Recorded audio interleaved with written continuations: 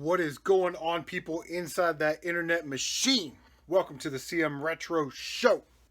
Now, we're going to do a little something different this time around. Usually we do some pickups, then we go game hunting, and then I show you everything that I got during our adventures game hunting, right? And like I said, this time we're going to do a little something different.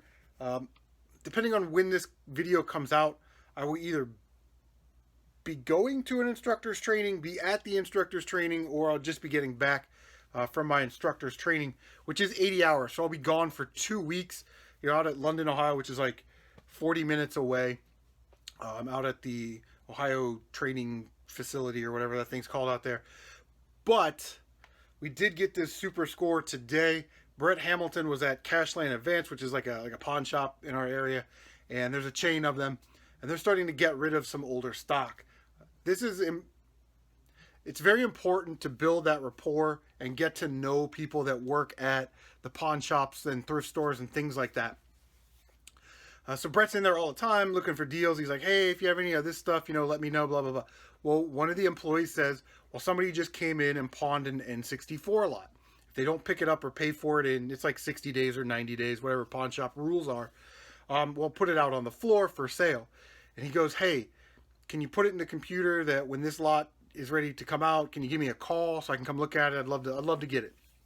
And because he buys so much stuff there and he's in there all the time, he knows the managers and things like that. They were like, sure, we'll put a note on the thing or whatever. So they called him and they said, hey, this Nintendo 64 lot is getting ready to come out on the floor. Did you want first dibs at it? And he was like, hell yes, I want first dibs at it. And he went over there and he was looking at the games and he texted me. He was like, hey, is this worth $100? And I was like, yes, buy that.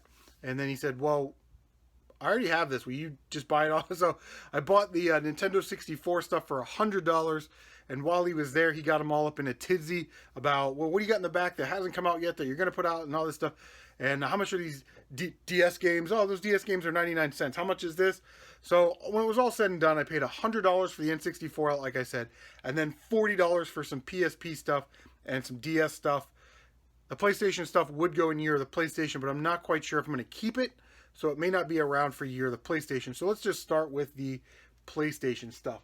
First thing we got is the Metal Gear Edition PSP. You can see it's that beautiful dark green shiny color. Very nice condition. Worked great. We threw a game in there earlier and we were testing it, so boom, that's an amazing score right there. Did come with the charging cable, which is always a plus. A lot of times when you find PSPs, they're missing that charging cable. I did pick up a couple games. First one is Lego Batman. Now, I don't know if you guys have noticed this with PSP stuff. I certainly have. There's the UMD. Looks okay. But they get moldy on the inside. That is absolutely disgusting, and that's going in the trash right now.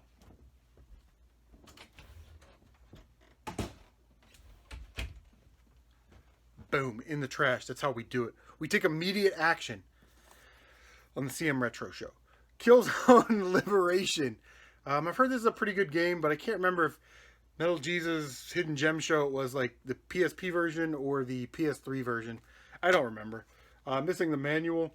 We'll give that one a try. It kind of looks like Metal Gear a little bit. I don't know if you can tell. Kind of that top-down, almost isometric view. We've got Resistance Retribution, which is complete. And then, last but not least, we've got Monster Jam Path of Destruction. And that one is complete. So, yeah. Wow. I'd like to keep the PSP stuff, but I have an extra silver PSP, so I might be selling it. Anyway, here's the DS games that he got for 99 cents. Ridiculous. We've got Mario Party DS, Namco Museum DS, Zelda Phantom Hourglass. We can see that. It's all blurry. Pokemon Diamond. Mario 64 DS. New Super Mario Bros., which I've got the case and manual. Thanks to Dan from Rebel Gaming Club, I traded in some of my Mario DS games to GameStop, and he was like, "Hey, just take in the game, not the cases and manuals. Keep those." So I did that and actually sent him a case and manual that he needed. I forgot what it was though. Lord of the Rings. But yeah, New Super Mario Bros. So we'll put that back in the case, and we'll sell it, and we'll put this one back in its case as well.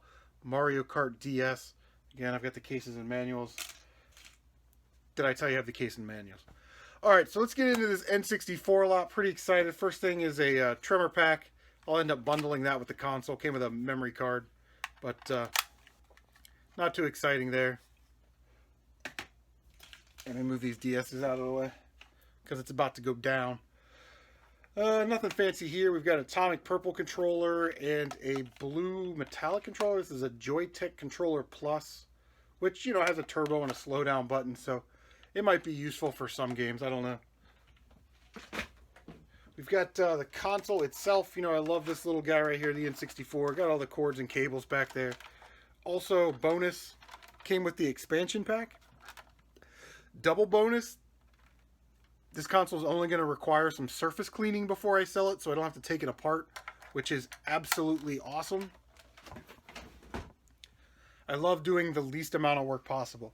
So this is this is the item that really sort of sold me on the lot. But it was a Nintendo 64 storage case, and this is my first one of these I've owned. And it's like a really cool piece to add to the collection. I just don't know where the hell I'm going to put it. But inside, as you can imagine, are games. So let's take a look at the games. Because as we know, games are awesome. First game is Monster Truck Madness 64.